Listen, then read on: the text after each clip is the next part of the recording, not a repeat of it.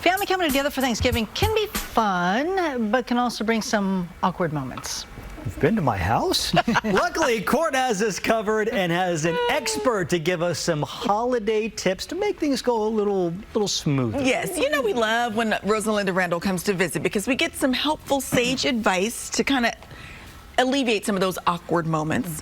Rosalinda, I don't know if you're hosting this year, but the overly helpful, enthusiastic assistant chef, self-proclaimed assistant chef. Everyone has one. There are a couple of things that you can do. One is leave one of your dishes and say, why don't you add your special touch to that one? They'll feel involved. Okay. Or have them bring a dish that they can create with you. Yeah. Or have everything ready before they get there and there's nothing to be done. Just eliminate the factor. Yes. Okay, another factor. Sometimes we have curious relatives. Or the nosy aunt. Yes. Well-meaning, of course. Well-meaning. Yes, yes.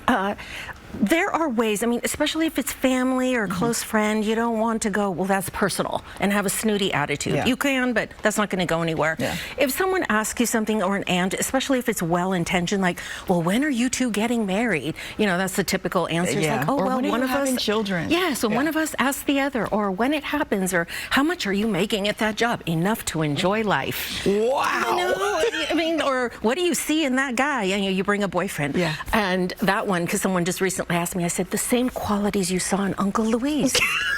You know, you can be sweet. It's the warmth that you can be a little bit sassy, but if you warm it up and lean in, it's all good. I like that. That's good. That's good. Okay, what about the motor belt? The person who just takes over the entire conversation for the whole night. Yes, and usually they like you cornered because then you can't do anything. Captive audience. Yes, captive audience. A lot of times those people are maybe lonely. They don't talk to anyone, or they know that you are the one that will listen and listen and listen. So they've got you. One way to disengage, we like that word, is to say, oh, excuse me, oh, I see Olivia. I've got to say, I'll be back, and then never return. I mean, that's kind of rude. Or I need a refreshment, or oh, I'm going to see if I can help, or I need to go to the restroom. What are they going to do, follow you? Or lastly, you can just say, let's go talk to other people. Bring them to another group of cousins and go, you remember Aunt Martha, right? And sit there for a minute and excuse yourself, and then they've got a whole new audience. Yeah. But if we're all watching the same show, Good Day, we'd all behave the same. Like, hey, she told me to do that. Right. Well, if you notice you're getting the drop off, then you should be able to pick up what's being laid down. Yes. Exactly. Yeah, you should be able to. But what about they usually don't. They're usually focused on getting what they need to get out, and they'll just go to someone else. Yeah.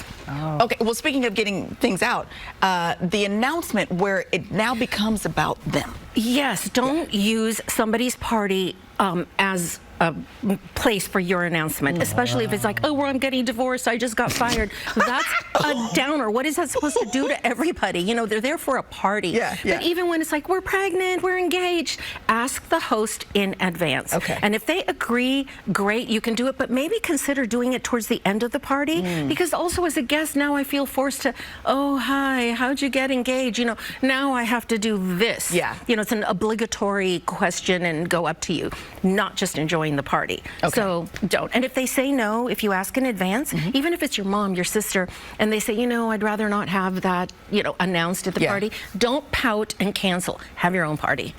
How about that? Host your own shindig.